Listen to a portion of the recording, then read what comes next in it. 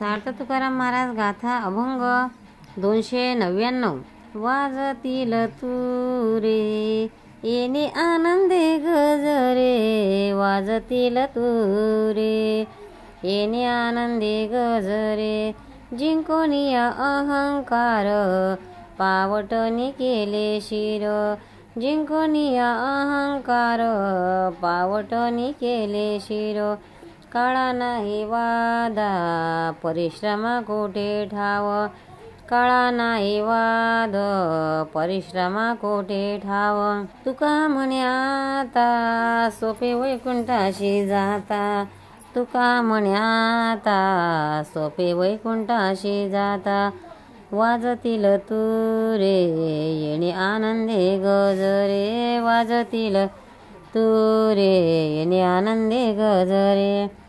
अर्थ भक्ती मार्गामुळे मोक्ष किती सोपा झाला हे सांगताना महाराज म्हणतात, श्रीहरीचे नाव म्हणजे ब्रह्मानंदाचा गजरच आहे। त्या गजराने गगनात डंके वाजतील, सर्व आनंद होईल। आम्ही अहंकाराला जिंकले, त्याच्या डोक्याच्या पायरी केली, तीवर पाय ठेवून पुढे गेलो। या ठिकाणी कळाला व श्रमाला क्लेशांना ठिकाण उरलेले नाही।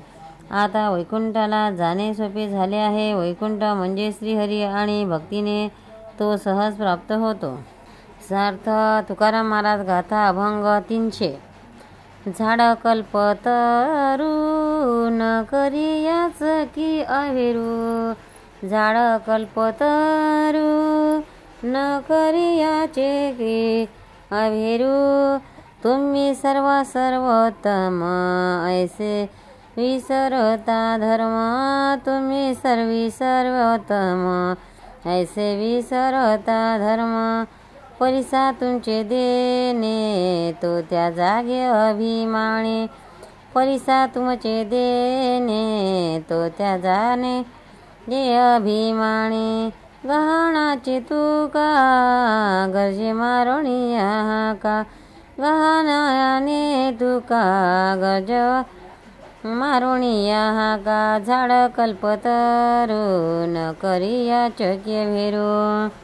अर्थ देवाला उपदेशून महाराज एक गहाणे मांडत आहेत। ते म्हणतात, देवा याचक कसा का असेना, कल्पतरू त्याचा कधी अवेर करत नाही, तर याचक जे मागेल ते तो देतो। मग तुम्ही तर सर्वोत्तम आहात, मग कोणाचाही अवेर न करता तुमचा धर्म तुम्ही कसा विसरलात। लोखंडाला स्पर्श होताच त्याचे सोने करण्याचा गुण तुम्ही स्वतः परिसा अंगी दिला आहे, आणि परिसा मात्र त्याचे कर्तव्य करण्यात चुकत नाही, ते तो अभिमानाने करतो। म्हणून मी तुमच्याजवळ हे गहाणे मांडत आहे। सार्थ तुकाराम महाराज गाथा अभंग 301। वसवावे घर देवे बरे निरंतर, वसवावे घर देवे बरे निरंतर, संग आसनी शयनी घडे भोजनी गमनी, संग आसनी शयनी घडे भोजनी गमनी, संकल्प विकल्प मावळोनी पुण्य पाप, संकल्प विकल्प मावळोनी पुण्य पाप, तुका म्हणे काळ अवघा गोविंदी सुकाळ, तुका म्हणे काळ अवघा गोविंदी सुकाळ।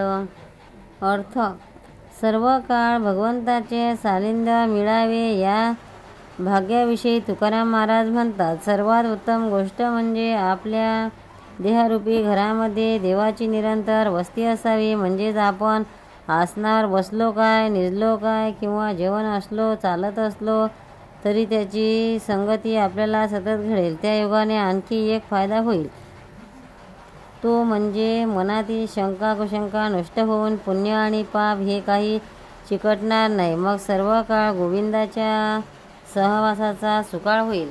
पंढरीनाथ महाराज की कृपा, कृष्ण भगवान की जय।